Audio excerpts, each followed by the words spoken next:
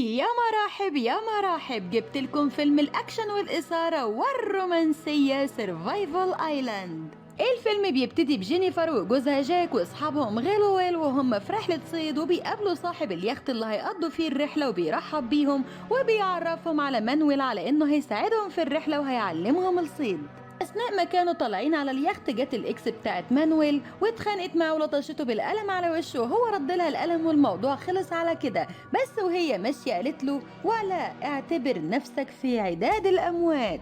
واول ما جه الليل قعدوا كلهم وتعشوا مع بعض وقعدوا ينموا في الناس اللي يعرفوهم، وهنا مانويل هو اللي كان بيخدمهم بيجيب لهم العشاء والمشاريب. وفي اللحظه دي جاك قال له ما تيجي تاكل وتشرب معانا يا مانويل، انت النهارده يومك كان صعب جدا والبنت اللي على الشط خلت شكلك وحش قوي قدامنا. هنا مانويل اتعصب جدا وسالهم اذا كانوا عايزين حاجه ولا لا، وبعد كده سابهم ومشي وهو في قمه التكشيره. وجينيفر هنا قالت لجاك جوزها انا مش قلتلك ما تكلمهوش في الموضوع ده وقلتلك انه عيل اتم، انت غلطان على فكره وجبت لنفسك الكلام على الفاضي. بتكون الاكس بتاعت مانويل في الوقت ده بتعمل له سحر من انواع سحر الفودو، وجايبه عروسه مشوهه وحطها على نجمه مرسومه على الارض وهتخلي ايامه سودا.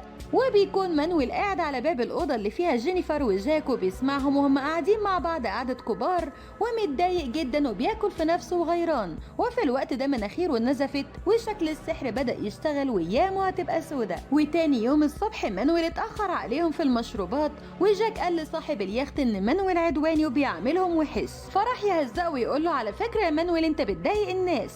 فقال له مانويل لا على فكرة بقى هم اللي بيضايقوني وده واضح جدا. فقال له صاحب اليخت لا انت كده ما تنفعنيش وانت تسيب الشغل وانا في اقرب شط هنزلك. فهنا مانويل اتعصب جدا وقرر انه يسيب الشغل، بس وهو بياخد حاجته من المطبخ رمى منديل قماش على البوتاجاز من غير ما يقصد وولع في الدنيا كلها في المطبخ بتاع اليخت. وهنا كل الركاب لاحظوا الحريقة وبدأوا يهربوا، والحريقة كبرت جدا وولعت في اليخت كله. وكل اللي كانوا على اليخت خدوا قوارب صغيرة وهربوا من اليخت، بس أول ما جه الليل جت عليهم رياح شديدة وأمطار وفرقتهم عن بعض. وهنا بتظهر جينيفر وهي بتعوم لغاية الشط ووصلت لجزيرة ما فيهاش أي حد ولا سكان، وفجأة شافت قدامها صاحب اليخت في البحر وشدته على الشاطئ. وجه في اللحظة دي مانويل وقال لها إن الكابتن ميت. وجه الليل والامطار نزلت بكثره رهيبه والجزيره كلها ما فيهاش غير جينيفر ومانويل والشيطان تالتهم، وهي بتقول انا سقعانه قوي وهو بيقول لها لا يا قمر هتكوني زي الفل ما تخافيش. وفي اليوم اللي بعده قالت له شكرا انك دفتني امبارح، فقال لها شكرا ليكي انتي كمان دفتيني. بعدها سألته عن فرق الإنقاذ وعلى إن ممكن حد يشعر بغيابهم ويجي ينقذهم من الجزيرة المهجورة دي، وقال لها إنه مش عارف إن ممكن ده يحصل بس بعد شهور، وإن أهم حاجة في اللحظة دي إنهم نجوا ولسه عايشين. وبعدها بدأوا يتأقلموا على العيشة في الجزيرة ويبنوا بيت ويعيشوا فيه. وبعد ما بنوا البيت قرروا إنهم ينزلوا يعوموا في البحر من غير أي ملابس. وفي اللحظة دي جينيفر سألته عن البنت اللي ضربته على الشاطئ وقالت له هي ليه عملت فيك كده، فقال لها مفيش يا ستي، بتقول انها حامل مني وعايزة تتجوزني بس ده طبعا مش هيحصل لان انا مش عايزة اتجوزها. فقالت له ايه ده هي مش بنت بنوت، فقال لها هو انت يعني اللي كنتي بنت بنوت لما اتجوزتي، ما تخلي الطابق مستور، انت على فكرة زي جوزك بالظبط علشان غنية شايفة نفسك احسن واحدة في العالم. فقالت له لا انت فاهم غلط على فكرة وبتفكر بطريقة مش صح.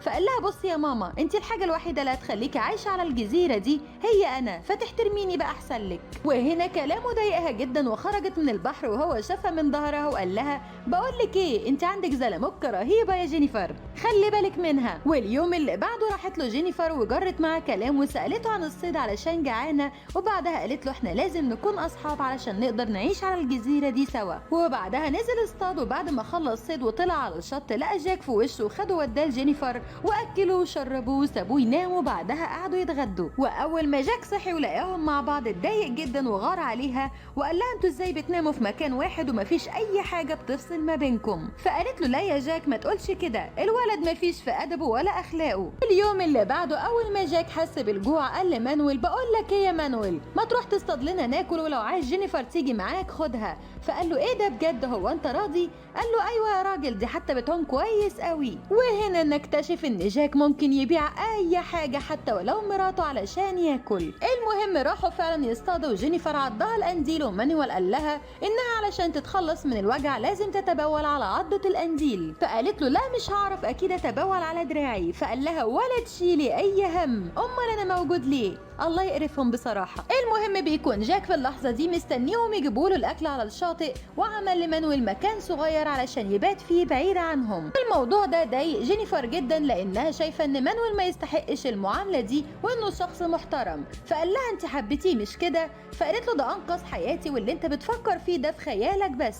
وبعدها راحت لمانويل تقول ان جاك شاكك ان في حاجه ما بينهم، فقال لها طيب ما تخلي في حاجه فعلا بيننا يا جينيفر بدل ما احنا مشكوك فينا على الفاضي كده. وفي اللحظه دي دخل عليهم جاك علشان ياكل وقال لمانويل على فكره يالا انا بقى معايا سلاح زيك وانت تبعد عن مراتي احسن لك. وقامت ما بينهم خناقه جامده جدا بس كلها شتيمه من غير ضرب. وهنا جينيفر اتضايقت جدا وقالت لجاك يا غبي ضيعت من ايدينا الولد الامور اللي بيصطاد وياكلنا. فقال لها لا ما تخافيش انا اللي هصطاد.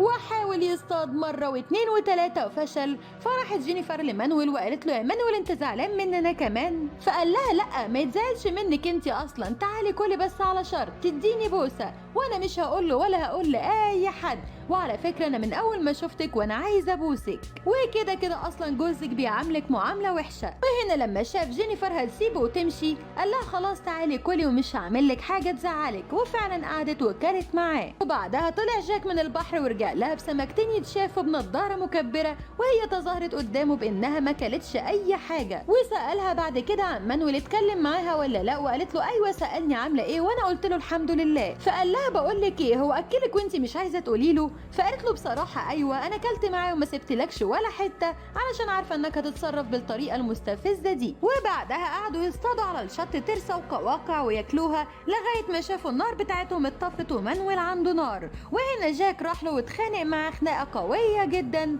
علشان افتكروا سرق النار بتاعتهم وبهدلوا بعض ضرب. في اليوم اللي بعده اول ما جينيفر صحيت من النوم وما لقيتش جاك موجود جنبها ولقيت مانويل بيبص لها، راحت له وقالت له بقول لك ايه ما انت مش في الراحة والجاية تفضل تبص لي كده ولو على اكلك مش عايزاه. فقال لها خلاص نبقى اصحاب. فقالت له لا ولا حتى عاوزه ابقى صاحبتك ابعد عني. وفي اللحظه دي مانويل اكتشف ان جاك سرق نضارته علشان يصطاد بيها واتعصب جدا وقرر انه يقتله، بس جينيفر حاولت تمنعه وقالت له لا سيبه حرام عليك ده جعان وانا كمان جعانه ما تعملهوش حاجه. واثناء مانويل ما كان بيجري على جاك علشان يقتله وجينيفر بتمنعه ماسكه فيه، مانويل قرر بدل ما يقتل جاك يرجع لجينيفر ويعمل اللي كان نفسه يعمله من اول ما شافها. وبعدها قال لها تعالي عيشي معايا انا بحبك.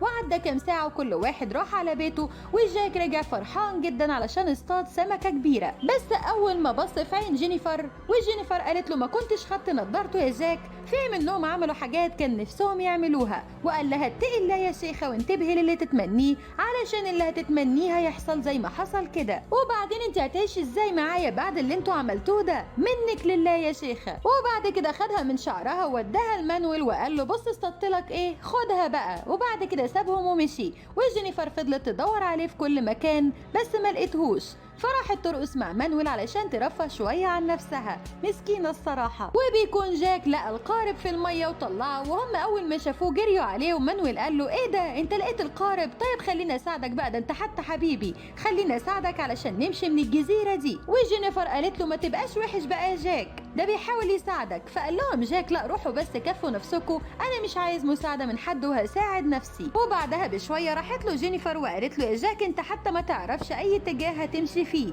ما تبقاش قاسي كده. فقال لها هو انت فاكره ان اللي انت عملتيه دوت مش قاسي؟ فقالت له يا جاك انا عملت كده علشان افضل عايشه. فقال لها خلاص يبقى تعملي معايا اللي عملتيه معاه لو عايزه تمشي من هنا. فقالت له بس كده هو ده اللي انت عايزه؟ انت ما عندكش قلب ولا حتى عندك اخوات بنات؟